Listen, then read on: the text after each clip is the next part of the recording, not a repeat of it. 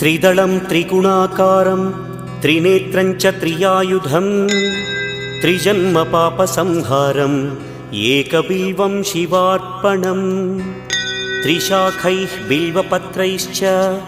अच्छिद्रैः कोमलैः शुभैः तव पूजां करिष्यामि एकबिल्वं शिवार्पणम्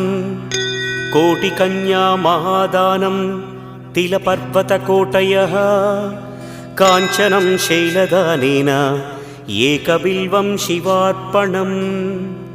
काशीक्षेत्रनिवासं च कालभैरवदर्शनं प्रयागे माधवं दृष्ट्वा एकबिल्वं शिवार्पणम् इन्दुवारे व्रतं स्थित्वा निराहारो महेश्वर नक्तं हौष्यामि देवेश एक